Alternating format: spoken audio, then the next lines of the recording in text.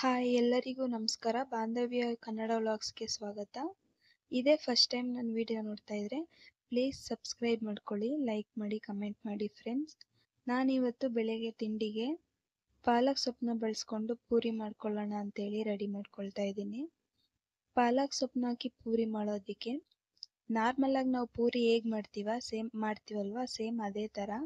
ಅದಕ್ಕೆ ಸ್ವಲ್ಪ ಪಾಲಕ್ ಸೊಪ್ಪನ್ನ ಬಿಸಿ ಮಾಡಿಕೊಂಡು ಬೇಯಿಸ್ಕೊಂಡು ಅದನ್ನು ಆರಿದ್ಮೇಲೆ ಜಾರಿಗೆ ಹಾಕಿ ಅದನ್ನು ನೈಸಾಗಿ ಪೇಸ್ಟ್ ಮಾಡ್ಕೊಳ್ಬೇಕು. ನಾನು ಪೇಸ್ಟ್ ಮಾಡ್ಕೊಂಡ್ಮೇಲೆ ಅದನ್ನು ಗೋಧಿ ಹಿಟ್ಟು ಒಳಗಡೆ ಹಾಕ್ಕೊಂಡು ನೀರು ಹಾಕ್ಕೊಳ್ತೀವಲ್ಲ ಸೇಮ್ ಅದೇ ಥರ ಪಾಲಕ್ ಸೊಪ್ಪು ಪೇಸ್ಟ್ ಹಾಕ್ಕೊಂಡು ಅದಕ್ಕೆ ಆಮೇಲೆ ನೆಕ್ಸ್ಟ್ ನೀರು ಎಷ್ಟು ಬೇಕೋ ನೋಡ್ಕೊಂಡು ಹಾಕ್ಕೊಂಡು ಅದನ್ನು ನೀಟಾಗಿ ಕಲಸಿ ಇಟ್ಕೊಳ್ತೀನಿ. ಪೂರಿನ ಮತ್ತು ಚಪಾತಿನ ಒಂದೇ ಥರ ಕಲಿಸ್ಕೋಬಾರ್ದು. ಪೂರಿನ ಸ್ವಲ್ಪ ಚಪಾತಿ ಹಿಟ್ಟಿಗಿಂತ ಸ್ವಲ್ಪ ತೆಳುಗೆನೆ ಕಲಿಸ್ಕೊಂಡ್ರೆ ಪೂರಿ ಚೆನ್ನಾಗಿ ಸಾಫ್ಟಾಗಿ ಬರುತ್ತೆ. ಅದನ್ನು ನೆನೆಯೋದಕ್ಕಿಟ್ಟು ಈಗ ಸಾಗು ಮಾಡ್ಕೊಳ್ಳೋಣ ಅಂತೇಳಿ ಒಂದು ಜಾರಿಗೆ ಸ್ವಲ್ಪ ತೆಂಗಿನಕಾಯಿ, ಕೊತ್ತಂಬರಿ ಸೊಪ್ಪು, ಹಸಿಮೆಣಸಿನ್ಕಾಯಿ ಹಾಕ್ಕೊಳ್ತಾ ಇದ್ದೀನಿ. ಜೊತೆಗೆ ಮಸಾಲೆಗೆ 1 ಸ್ಪೂನಷ್ಟು ಕಡಲೆಬೇಳೆ ಹಾಕ್ಕೊಂಡಿದ್ದೀನಿ, 1 ಸ್ಪೂನ್ ಧನಿಯಾ, ಅರ್ಧ ಸ್ಪೂನು ಜೀರಿಗೆ, ಒಂದು ಸ್ವಲ್ಪ ಚಕ್ಕೆ, ಒಂದು 4ರಿಂದ 5 ಲವಂಗ ಇದಿಷ್ಟು ಹಾಕ್ಕೊಂಡಿದ್ದೀನಿ. ನಾನು ಶುಂಠಿ ಬೆಳ್ಳುಳ್ಳಿ ಹಾಕ್ಕೊಳ್ತಾ ಇಲ್ಲ, ನೀವು ಬೇಕಂದರೆ ಶುಂಠಿ ಬೆಳ್ಳುಳ್ಳಿ ಹಾಕ್ಕೊಳ್ಬೋದು. ಇದಿಷ್ಟನ್ನು ಹಾಕ್ಕೊಂಡು ಅದಕ್ಕೆ ಸ್ವಲ್ಪ ನೀರು ಹಾಕ್ಕೊಂಡು ಈ ಥರ ನೈಸಾಗಿ ಪೇಸ್ಟ್ ಮಾಡ್ಕೊಳ್ಬೇಕು. ನೋಡಿ ಈ ಥರ. ಇದಾದಮೇಲೆ ನೆಕ್ಸ್ಟು ಕುಕ್ಕರ್ನ ಕಾಯಕ್ಕಿಟ್ಟಿದೆ. ಅದಕ್ಕೆ ಸ್ವಲ್ಪ ಆಯಿಲ್ ಹಾಕಿ ಆಯಿಲ್ ಬಿಸಿ ಆದಮೇಲೆ ಒಂದು ಮೀಡಿಯಮ್ ಸೈಜ್ ಈರುಳ್ಳಿನ ಕಟ್ ಮಾಡಿ ಇಟ್ಕೊಂಡಿದ್ದೆ ಅದನ್ನು ಹಾಕಿ ಅದು ಕಲರ್ ಚೇಂಜ್ ಆಗೋವರೆಗೂ ಫ್ರೈ ಮಾಡ್ಕೊಳ್ತೀನಿ. ಈಗ ನಾನು ಮಾಡ್ತಾ ಇರೋದು ಒಂದು 4 ಜನಕ್ಕಾದರೆ ಕರೆಕ್ಟಾಗಿ ಸಾಕಾಗುತ್ತೆ. ಇನ್ನೂ ಜಾಸ್ತಿ ಮಾಡೋದಾಗಿದ್ರೆ ನೀವು ಕ್ವಾಂಟಿಟಿನ ಡಬಲ್ ಮಾಡ್ಕೊಳ್ಳಿ. ನಾನು ಈರುಳ್ಳಿ ಸ್ವಲ್ಪ ಕಲರ್ ಚೇಂಜ್ ಆಗ್ತಿದ್ದಂಗೆ ಅದಕ್ಕೆ ತರಕಾರಿ ಎಲ್ಲ ಕಟ್ ಮಾಡಿ ಇಟ್ಕೊಂಡಿದ್ದೀನಿ, ಅದನ್ನು ಆ್ಯಡ್ ಮಾಡ್ಕೊಳ್ತೀನಿ. ನೋಡಿ ಈಗ ಈರುಳ್ಳಿ ಕಲರ್ ಚೇಂಜ್ ಆಗಿದೆ. ಇದಕ್ಕೆ ಬೀನ್ಸು, ಕ್ಯಾರೆಟು ಮತ್ತು ಗೆಡ್ಡೆಕೋಸು ಇದು 3 ಹಾಕ್ಕೊಂಡಿದ್ದೀನಿ. ನೀವು ಮನೆಯಲ್ಲಿ ಇನ್ಯಾವುದಾದ್ರು ತರಕಾರಿ ಇದ್ದರೆ ಜೊತೆಗೆ ಆ್ಯಡ್ ಮಾಡ್ಕೊಳ್ಬೋದು. ನಾನು ಇದಿಷ್ಟಿತ್ತು ಹಾಕ್ಕೊಂಡಿದ್ದೀನಿ. ಇದಿಷ್ಟು ಹಾಕ್ಕೊಂಡು ಚೆನ್ನಾಗಿ ಫ್ರೈ ಮಾಡ್ಕೊಳ್ಬೇಕು.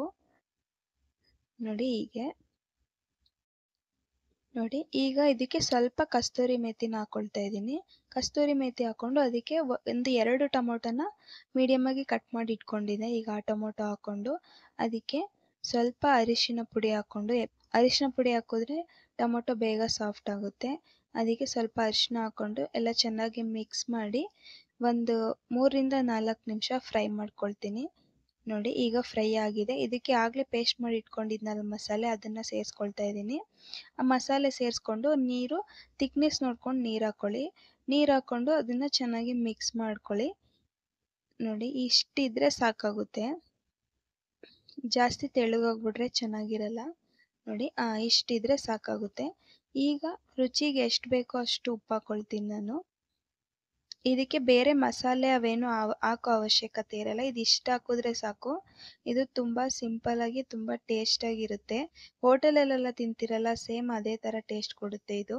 ಈಗ ಸ್ವಲ್ಪ ಉಪ್ಪು ಹಾಕ್ಕೊಂಡು ಅದನ್ನು ಚೆನ್ನಾಗಿ ಒಂದು ಮಳ್ಳಕ್ಕೆ ಕುದಿಸ್ಕೊತೀನಿ. ಅಂದರೆ ಕುದಿಬೇಕದು. ಕುದಿಯೋಕ್ಕೆ ಮುಂಚೆನೇ ಮುಚ್ಚಳ ಹಾಕ್ಬಿಟ್ರೆ ಅಷ್ಟು ನೀಟಾಗಿ ಬರೋದಿಲ್ಲ. ಕುಕ್ಕರ್ನಲ್ಲಿ ಮಾಡಬೇಕಾದ್ರೆ ಎಲ್ಲ ಮಿಕ್ಸ್ ಮಾಡಿ ಒಂದು ಕುದಿ ಬರೋದಕ್ಕೆ ಬಿಟ್ಬಿಡ್ತೀನಿ. ಅದು ಒಂದು ಕುದಿ ಬಂದ ಮೇಲೆ ಆಮೇಲೆ ಕುಕ್ಕರ್ ಮುಚ್ಚಳ ಹಾಕಿ ಕೂಗಿಸ್ಕೋಬೇಕು. ನೋಡಿ ಈಗ ಕುದೀತಾ ಇದೆ. ನೋಡಿ ಈಗ ಕುದಿಕ್ಕೆ ಸ್ಟಾರ್ಟ್ ಆಗಿದೆ. ನಾನಿವಾಗ ಕುಕ್ಕರ್ ಮುಚ್ಚಳ ಹಾಕಿ 1 ವಿಜಿಲ್ನ ಕೂಗಿಸ್ಕೊಳ್ತೀನಿ.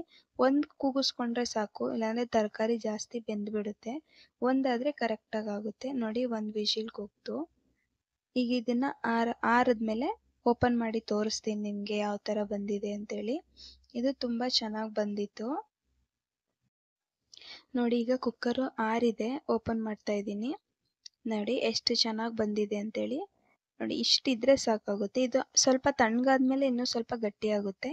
ಈಗ ಪೂರಿ ಮಾಡ್ಕೊಳ್ಳೋಣ ಅಂತೇಳಿ ನೋಡಿ ಈ ಥರ ಹೊತ್ಕೊಂಡಿದ್ದೀನಿ ಪೂರಿನ ಹೊತ್ಕೊಂಡು ಬೇಯಿಸ್ಕೊಳ್ತಾ ಇದ್ದೀನಿ. ನೋಡಿ ಈಗ ಪೂರಿ ಎಷ್ಟು ಚೆನ್ನಾಗಿ ಸಾಫ್ಟಾಗಿ ಬಂದಿತ್ತು ಅಂದರೆ ತುಂಬ ಚೆನ್ನಾಗಿ ಬಂದಿತ್ತು. ನೋಡಿ ಈ ಥರ ಉಬ್ಬುತ್ತೆ ಪೂರಿ. ನಾನು ಪೂರಿ ಎಲ್ಲ ಬೇಯಿಸಿ ಎತ್ತಿಟ್ಕೊಳ್ತಿದ್ದೀನಿ. ನನ್ನ ಚಾನಲ್ ಏನಾದರೂ ನಿಮಗೆ ಇಷ್ಟ ಆಗಿದರೆ ಪ್ಲೀಸ್ ಲೈಕ್ ಮಾಡಿ, ಶೇರ್ ಮಾಡಿ, ಕಮೆಂಟ್ ಮಾಡಿ. Thank you friends.